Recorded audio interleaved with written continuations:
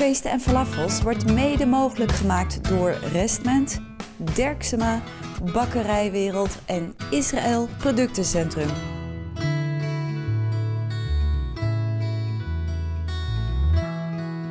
Ethiopië, een land waar al eeuwenlang een Joodse gemeenschap woont die al die tijd heeft verlangd om ooit te mogen terugkeren naar hun stad, Jeruzalem.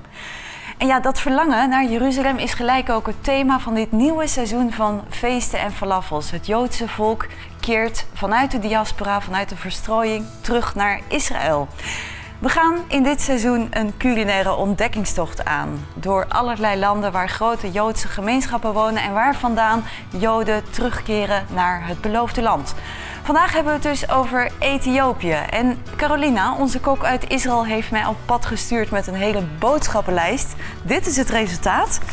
En ik ben eigenlijk wel benieuwd wat ze met deze heerlijke ingrediënten gaat maken. Dat gaan we zo meteen zien. En straks komt ook Gerald Troost hier op bezoek, die ons alles kan vertellen over de geschiedenis van de Joden in Ethiopië.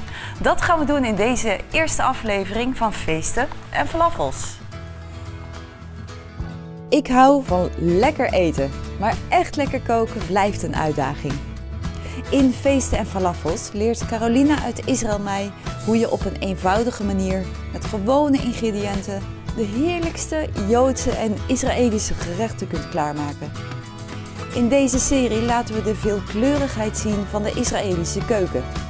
Joden afkomstig vanuit de hele wereld met hun eigen tradities zorgen voor een enorme diversiteit in de Israëlische gerechten. We zijn deze serie te gast in het stoere en zilte Zeeland bij 7 Huizen aan Zee. Het adres waar je terecht kunt voor een heerlijke vakantie. En hier op het uitgestrekte Zeeuwse land mogen we gebruik maken van de prachtige keuken.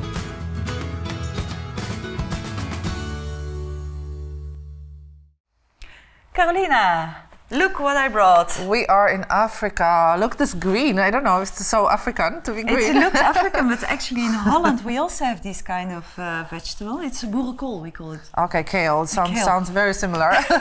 Let's take it out. Yeah. Because this is the biggest thing of yes, today. we are going to cook it actually. This is going to be a spiced kale.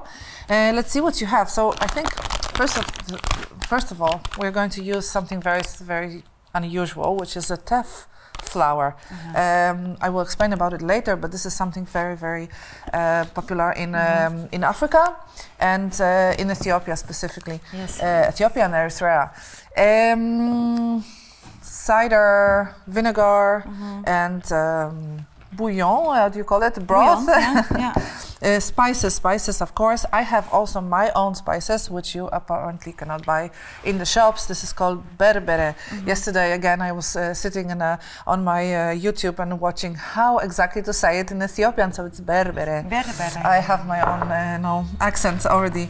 Met de berbere en de kipbouillon gaan we straks een feestelijk Ethiopisch gerecht maken. Doro wat. Maar eerst beginnen we met het belangrijkste onderdeel van de Ethiopische keuken. We are going to make injera, which is one of the basic things in Ethiopia. And for this, we are going to use a little bit of European ingredients because making it is very hard. So we are having here baking soda. We have yeast. So this is our addition to making something very not European. We have honey because we do not have honey Ethiopian wine. So we are going to mix the wine and the honey and all kinds of nice fragrant additions like garlic, ginger, and lemon.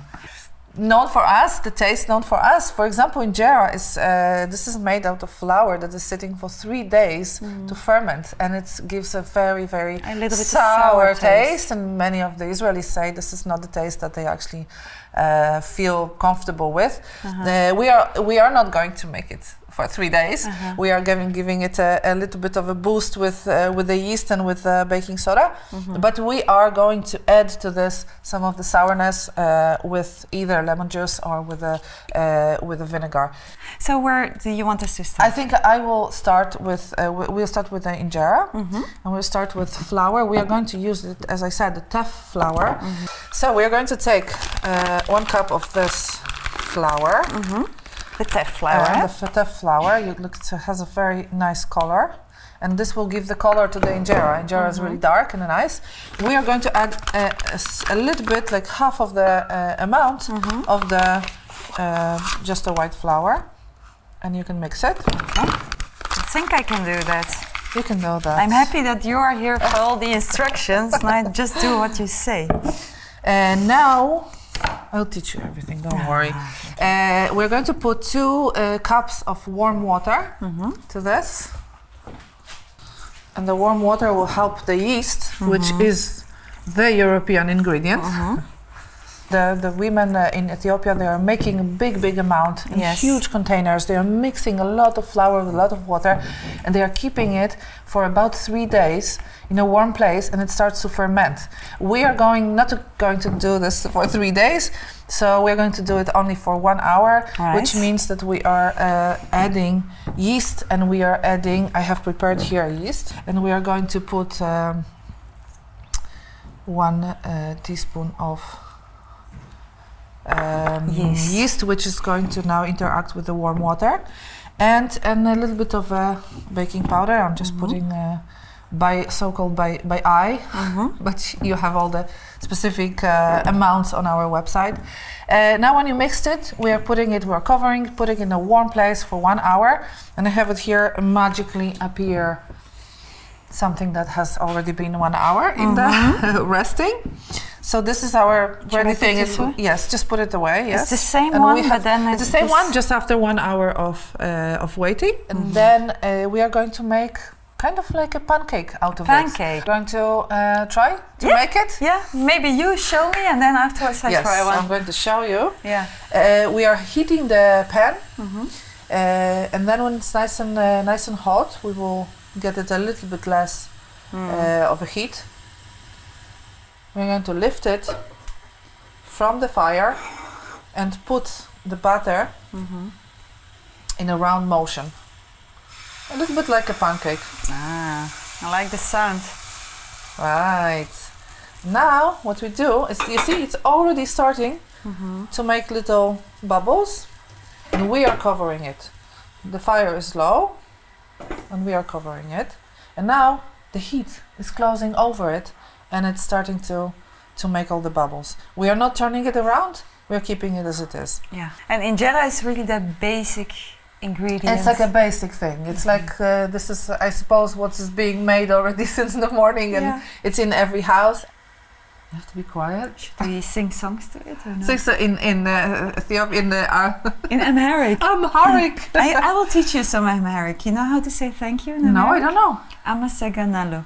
Amasaganalo. Amasaganalo. Amasaganalo, Sarah, for making the injera. I know injera. Do you know how they say yes? No. Yeah, I think I know. Yeah? Okay. That's how they do it.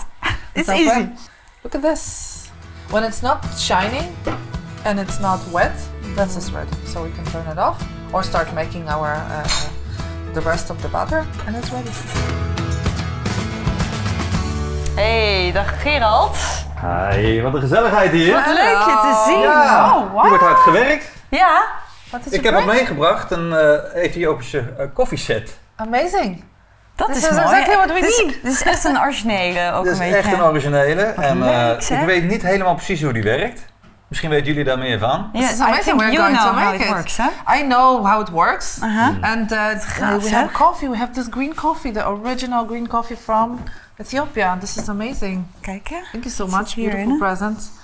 So those are the grains that we are going to put on a hot pan, and they are going to turn brown, and only then we can grind them and put them into this pot. It's a part of the ceremony that is very, very known very important in the culture of Ethiopians, which is also being brought to Israel, of course. Israeli Ethiopians are also making the ceremony. It's a big part of of serving to guests and having guests at home and having family around at home together, and it's something done in a way. The whole way of doing this is a ceremony. Is it strong coffee? Is it strong? It can be stronger, it can be less, but usually it is a strong coffee. It's usually also sweet. They add sugar. No milk. It's, as you see, it's a very small cup. So you just sip it, and there's also all kinds of things that you serve next to it. One of them is popcorn. Just popcorn. Yeah. Oh, wow. And or other things that are made, some sweets or just snacks that are served next to it. So we do the coffee later. We do the coffee later. We are going to make dorowat. Dorowat is a dish which is also very popular and very basic to Ethiopian cooking. It's a chicken that is being made with spice. This is a mix of different spices, and each household has its own, recipe for this, and big cooks have recipes for this, and this is very spicy. A lot of food in Ethiopian cooking are actually meatless. I suppose that this is also part of the history and the environment, that this was a poor country, and so this is like a really festive to make actually chicken and meat. So let's start making it. Well, we have Feesten Falafels, so it should be festive. Feesten Falafels. So I will ask you to show me your skills and cut it in half. And then squeeze it into this little bowl standing next to you. Okay. I hope you can manage. Yes. You try to manage this thing, to cut it in very small pieces. Small pieces. Okay. And also open the garlic and like, for example, three cloves. Yes, I would say. And I will go for the onion. And onions is like a basic ingredient in this dish. Then they are cooking the chicken. Maar Ethiopië hebben we het vandaag over. Ja, bijzonder land, hè? Ja, met een Joodse geschiedenis ook. Joodse geschiedenis. Eeuwenlang hebben de Joden ook gewoond. En niet zo lang geleden zijn ze met geheime operaties weer teruggekeerd naar Israël. Zo. Het is echt een spannend verhaal. Ja. Straks gaan we er meer over horen. Ja, natuurlijk. Ja. Hey, maar jij bent zelf ook in Ethiopië geweest wel eens, hè? Hier. Ja, ga maar even met je werken. Ja, ik ga even werken. Ja, ik ben in mijn jonge jaren ben ik daar eens geweest. Ik was een jaar of 19, 20 denk ik. En toen ben ik in Addis Ababa geweest, dat is de hoofdstad. Ja. En wat mij daar opviel is allereerst een prachtig land. Ja. Met bergen tot 4000 meter hoogte. Maar wat me ook wel opviel is de armoede. Ja. Ik ben best wel in heel veel verschillende landen geweest in Afrika. Maar Ethiopië was toch wel voor mij het meest armoedige land. Ja. Aan de andere kant ook een hele rijke geschiedenis. En dus ook een Joodse geschiedenis. Ja. Dat is wel heel bijzonder. Qua culinaire, wat heb je daar allemaal gegeten? Want we zijn hier natuurlijk aan het koken, hè? Ja, heel veel met mijn handen gegeten. Ja. Met sausjes en lekkere stukken vlees, die ze daar toch ook wel eten. Ja. We werden heel gastvrij ontvangen. Dus dat was hartstikke leuk. Dus een heel rijk land wat betreft de geschiedenis, zeg maar. Maar een arm land wat betreft het materiële. Ja. Lukt het een beetje? Ja, ik zit helemaal met mijn gedachten bij Ethiopië. Ja, dat snap ik, ja. This season of Feesten Falafels, we're talking about Jewish communities all over the world. Is this also what makes their cuisine like specific, that they keep all the absolutely. Every Jew that has been living somewhere away during the diaspora times, they have been adapting the kitchen, the cooking, the cuisine of the same place, and of course the ingredients that were available. Sometimes they would still keep some of their traditions, but with time, and when they came back to Israel, they brought with them really the cuisine of the same place. Yeah. What the difference is actually is the fact that it's kosher. So they still kept kosher, and they adjusted the cooking to the kosher requirements, to the laws of kosher. So, for example, no pork, no shrimps, and no mixing milk and milk, which means just not, for example, making the meat on the butter.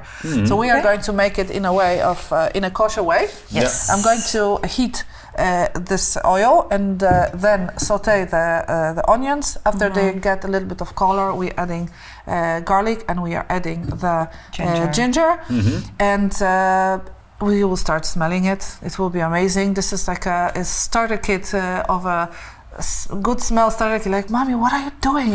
If you put garlic and onion, it's like... It always smells good. What is this? What are you cooking? Yeah. And then we are going to add the berbere. I'm going to go easy on you. I'm not going to put too much. And so let's start making it. Okay, Sarah, can you bring the ingredients? Sure. I need the onion, and I need the the minced garlic and ginger, and the berbere. Oh, I've got garlic too. And garlic too, yeah. Oh, also yours. Yes, please. All right. Just add it here. So I'm putting the onion onto the hot olive oil, and I'm just giving it a stir and waiting until it becomes a little bit nice and glassy. And after some time, you add the garlic and the ginger, and then just a bit of the berbere, which is really according to how spicy you like it. And it's getting the color. Now we are going to cover it for some time, and I'm going to continue in the kitchen. Let's continue. Not much to do. Whoever is interested in touching the chicken, please. Sure. Sarah. Let's put this here. Yeah. Put the chicken inside of the bowl and pour over this the lemon juice that you squeezed so professionally. And you can also do it before to let the chicken sit a little bit in this lemon juice to soak it. And what we need also is Ethiopian sweet wine, Ethiopian honey wine. Honey wine. If you don't have one, so just first drink the whole bottle of wine and then leave this and add some just the honey. Yeah. And mix it well, and you have a honey wine. So we're going to add. Be poured. No, this is going to be poured into the pot. We are going to use also chicken broth and the eggs that you have made holes in. They are just waiting for the last stage when everything will be ready. We just leave the eggs inside for another 15 minutes of cooking, so it gets soak the nice taste and get inside and basically that's it. Finished. So and then it's finished. Great. So it's ready. I suggest you continue here. Ja, continue. We gaan aan tafel zitten en het hebben over Ethiopië. Ja. Ik ben wel heel benieuwd naar die geheime operaties waar jij het over had. Geweldig om te horen. Gerald, we hebben het over Joden die uit Ethiopië naar Israël gaan. Alia maken heet dat, hè? Alia, maar ja. je hebt het ook over geheime operaties en over de Israëlische geheime diensten en zo. Wat is daar allemaal aan de hand? Ja, op een gegeven moment kwam deze stam, die eeuwenlang in Ethiopië hebben gewoond met de Joodse gebruiken, die kwamen erachter dat er echt een beloofd land was. Ja. Jeruzalem, Ja. daar hebben ze altijd zo naar verlangd. En toen zijn ze al wandelend zeg maar, richting Soudaan gelopen. Alleen daar was een burgeroorlog, daar was het erg warm. En toen is er in 1984 een geheime operatie opgezet. Operatie Mozes. Vanuit Israël hebben ze al die Joodse mensen daar opgepakt, zou je kunnen zeggen, en hebben ze weer naar huis gebracht, naar het beloofde land. Duizenden mensen zijn er toen vervoerd, heel bijzonder. Ja, want je zegt eeuwen geleden zijn die Joden in dat gebied terechtgekomen, in Ethiopië. Ja. Waar hebben we het dan over? Welke tijd was dat? Ja, dat was hoogstwaarschijnlijk net na de verwoesting van de eerste tempel. Toen is het waarschijnlijk de stam Dan naar Afrika gereisd en uiteindelijk in Morenland daar terechtgekomen in Ethiopië. Ja. Hebben daar dus eeuwenlang gewoond, hebben die Joodse gebruiken vastgehouden. Ja. En kwamen er dus achter, pas eeuwen daarna, dat er ook nog een beloofd land was. Dat er in Jeruzalem was, net wat ik zei. Dat het thuisland er weer bestond. Dat het thuisland er weer was. Ja. En dat is heel erg bijzonder. Ja. Het waren dus allemaal donkere mensen, maar echt met die Joodse gebruiken, met die Joodse voorouders. Hoe was het eigenlijk voor de Joden in Ethiopië om daar te wonen? Hoe was hun leven daar? Ja, ze werden falasja's genoemd. Wat betekent dat, falasja's? Falasjes betekent verstotenen. Ja. Dus dat zie je natuurlijk bij Joodse mensen vaker gebeuren, dat ze niet helemaal bij horen. En dat hebben hen dus ook beleefd eeuwenlang in Ethiopië. Uiteindelijk vinden ze dan wel hun thuisland. En dat was natuurlijk een enorme overgang. Ethiopië, ik ben er geweest, vertelde ik. Dat is een heel eenvoudig leven, zou je kunnen zeggen. En dan kom je zomaar in Israël, moet je je voortbewegen. Een hele dynamische maatschappij. En wat ik heb begrepen is dat juist de jeugd, de jonge mensen, die hebben de oudere mensen daarin zeg maar een beetje voorgeleefd. Hè? Hoe je toch weer kunt integreren met al die moderne technieken. In de Israëlische maatschappij en echt burgers worden in het land daar. Ja, dat was best wel een hele grote overgang. Maar uiteindelijk lijkt het toch echt te gaan lukken. En dat is heel bijzonder. Hey, we gaan zo meteen doorpraten, want ik ben ook benieuwd of het land Ethiopië ook voorkomt in de Bijbel. Volgens mij wel, maar daar gaan we het straks over hebben. Hè? Absoluut. Zullen we eens kijken hoe het in de keuken gaat? Hoe gaat het Yes, daar? we are. I'm started to do something, but I need your help. Yeah. We're going to make something very simple because we need time to make coffee. Koffie. Coffee. I love coffee. Yes. Who doesn't love coffee? Carolina. Spiced kale. Spiced kale. Yes, if you are a nice rabbit, you should eat this. You should like this. Maybe without the spice. Yeah, exactly. Many people don't like kale, but I promise you it's going to be very nice. What you're going to do is you're going to cut it in pieces more or less like this. You can take more leaves out of this big bunch. And in the meantime, I'm also cutting onions and garlic. And garlic. And I already did ginger. So again, those delicious tastes. And we are going to make it on a big pan. Yes. With very nice spices, which is going to be ground cumin and ground coriander. Oh, and this is something, as I said, you can taste in only in the restaurants, or if you are invited by the Ethiopians in Israel. So I have to tell you, there's a lot of Ethiopians in Israel, which came in all those actions of the Israel operations, exactly, and Campaign Sharim. It's all that was organized by the Israeli government, and they came here. And to be honest, first of all, they didn't speak Hebrew, but they did also. Most of them did not speak also English. So those people were put at the beginning in such camps of like absorption camps, which is just very simple apartments, and they were living within their own communities. And with time, you can see, I have been living in Israel for 20 years, and I can see that those people are slowly absorbed into the society. Young they're people, really of course, they're the starting to be part of the Israeli society. The children are also already feeling completely Israeli, and they speak, they don't have accent, and they speak nice Hebrew.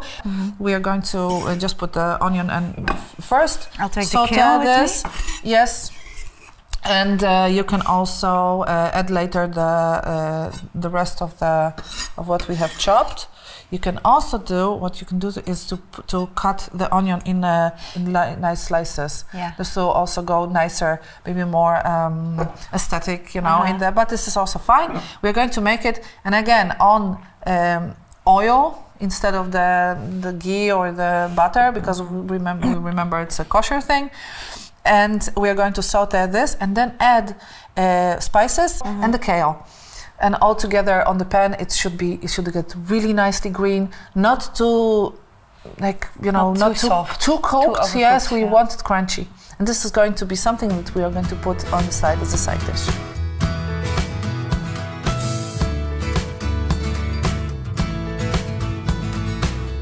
Okay, Sarah, would you like to bring me the coffee? Sure. We can make it. I have already heated the pan, as you can see, and it's very simple. We just put the green coffee on the pan, and we wait.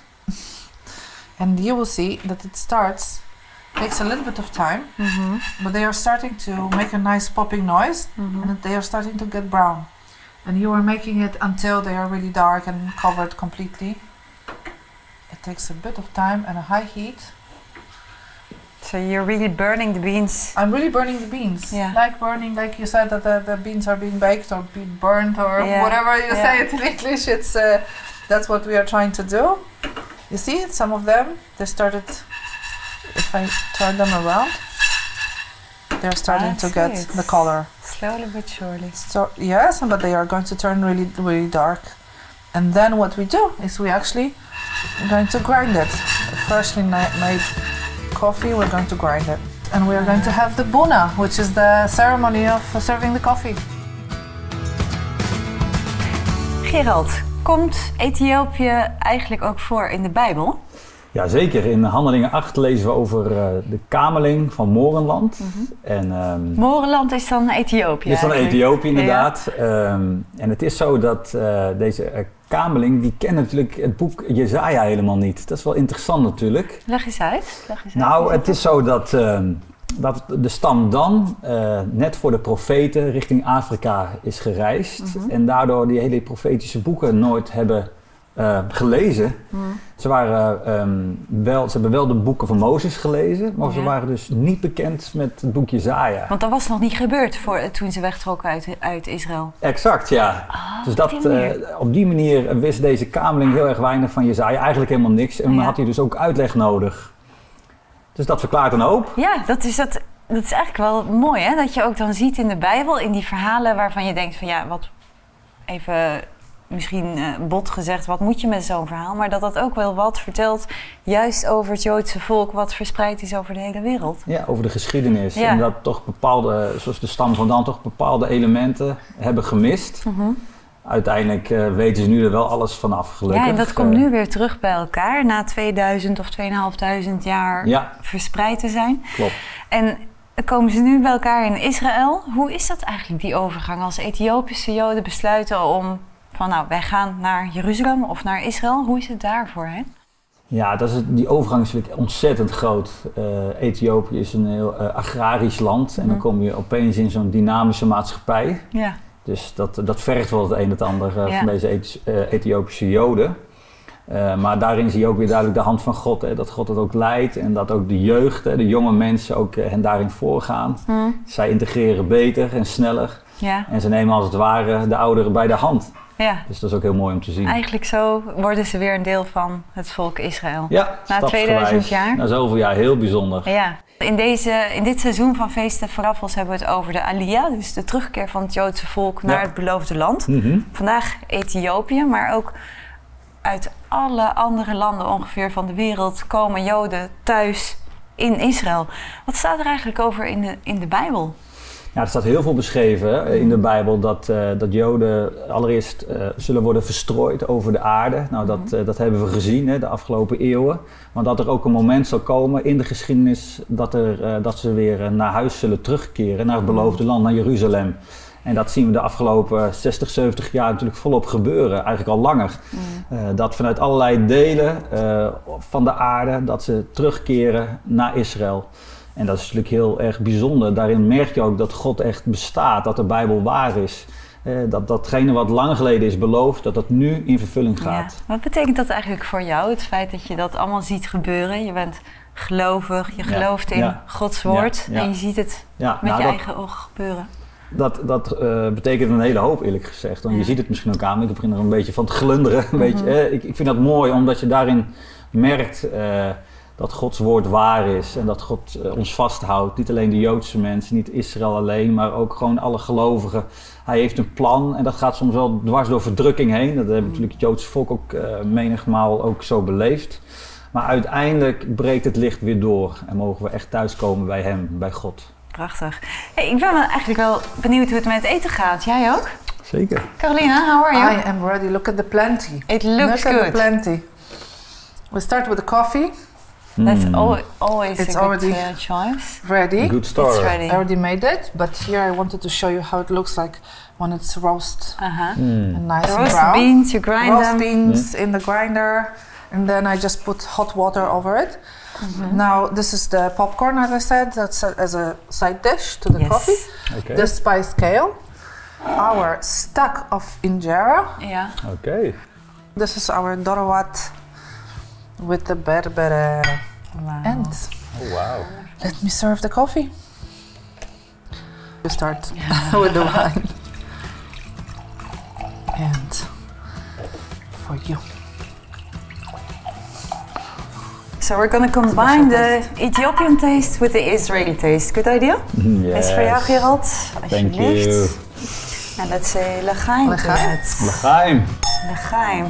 En zo zijn we aan het einde gekomen van deze aflevering van Feesten en Falafels. En mocht u nou denken van nou, dit lijkt mij allemaal zo heerlijk om thuis zelf ook te eten, dan kan dat. Kunt u naar onze website gaan, feestenenfalafels.nl. Daar staan alle recepten, ingrediënten op en dan kunt u het ook thuis helemaal zelf maken. Nogmaals, bedankt voor het kijken en graag tot de volgende keer.